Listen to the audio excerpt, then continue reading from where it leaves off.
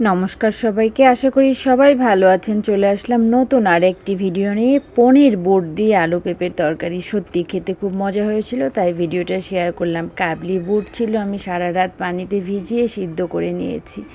আলু আর পেঁপেগুলি কেটে ফেলেছি। বুটটা একদম নরম হয়ে গেছে। কড়াইয়ে তেল দিয়ে দিলাম। তেলটা গরম হয়ে গেলে কিছুটা পনির ভেজে তুলে নিলাম।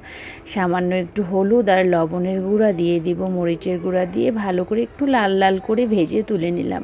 এলাচ, দারচিনি, শুকনা মরিচ সম্বার দিয়ে আলু আর বুটটা দিয়ে দিলাম। দিয়ে ভালো করে লাল লাল করে একটু ভেজে নিয়ে কেটে রাখা পেঁপেটাও দিয়ে দিলাম।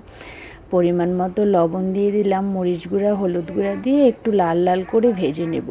যে কোনো সবজি রান্নার আগে একটু ভেজে নিলে খেতে খুব ভালো লাগে। আমি খুব অল্প মশলা দিয়ে তরকারিটা তৈরি করব। আদা আর জিরা বেটে নিলাম।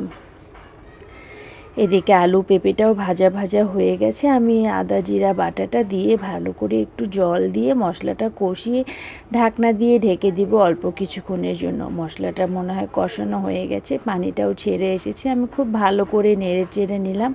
কিছুটা পনিরটা আর কাঁচামরিচটা দিয়ে দিলাম, দিয়ে খুব ভালো করে নেড়ে চেড়ে নেব।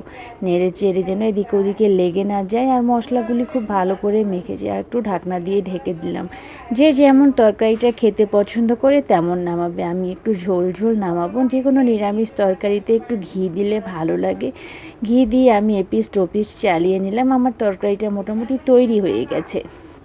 গরম ভাত, রুটি, পোলাও সব কিছুর সাথেই তরকারিটা খেতে খুব ভালো লাগবে।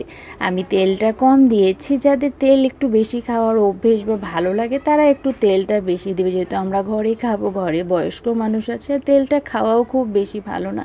এ কারণে আমি তেলের পরিমাণটা একটু কম দিয়েছি।